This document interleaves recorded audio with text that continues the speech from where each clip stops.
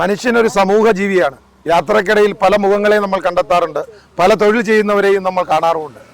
പക്ഷേ ഒരു പ്രത്യേക സമൂഹത്തെ നമ്മൾ ആരും ശ്രദ്ധിക്കാറില്ല.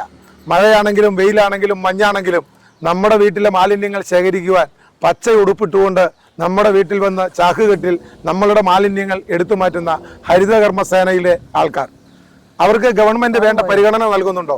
വീട്ടിൽ വരുമ്പോൾ ചില വീടുകളിൽ നിന്ന് ആട്ടും തുപ്പും ഏറ്റിട്ട് പോലും അവർ പുഞ്ചിരിക്കുന്ന മുഖവുമായാണ് ഈ മാലിന്യം നമ്മളുടെ മുമ്പിൽ നിന്ന് കളക്ട് ചെയ്തു പോകുന്നത്. അത്തരം തിരുവാണിയൂർ ഗ്രാമപഞ്ചായത്തിലെ ഹരിതകർമ്മസേനയിലെ കുറച്ച് സഹോദരിമാരാണ് എൻ്റെ അടുത്ത് വന്ന് നിൽക്കുന്നത്. നമുക്ക് ആ സഹോദരിമാരോട് അവരുടെ പ്രതിസന്ധികളും വിഷമങ്ങളെ പറ്റിയും നമുക്കൊന്ന് ചോദിക്കാം. ചേച്ചി നമസ്കാരം. നമസ്കാരം. എങ്ങനെയുണ്ട് ഈ ഹരിതകർമ്മസേനയുടെ ജോലിയൊക്കെ?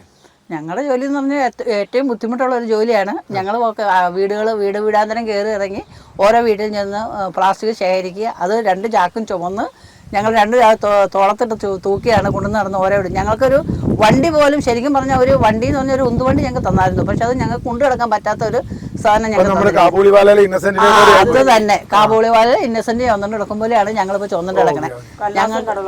ഞങ്ങളത് കൊണ്ടുവന്ന് ഓരോ സ്ഥലത്ത് കൊണ്ടുവന്ന് വെച്ചിട്ട് ഞങ്ങൾ ഓട്ടോറിക്ഷ വിളിച്ച് പോകേണ്ടതാണ്, ഓട്ടോറിക്ഷ വിളിച്ച് പോകും. അല്ലാത്തതാണെങ്കിൽ ഞങ്ങൾക്ക് ഓരോ MCP തന്നിട്ടുണ്ട്. ആ MCP എത്തിപ്പെടാനൊക്കെ ഭയങ്കര പാടാണ്. ഒരു സ്ഥലത്ത് ദൂര സ്ഥലങ്ങളിലൊക്കെ ആണെങ്കിൽ അത് MCP കൊണ്ടുപോയി ഞങ്ങൾക്ക് ഭയങ്കര ബുദ്ധിമുട്ടുണ്ട്. ഞങ്ങൾ പല പ്രാവശ്യം പഞ്ചായത്തിൽ പറഞ്ഞാണ് ഞങ്ങൾ ഈ കാര്യങ്ങൾ.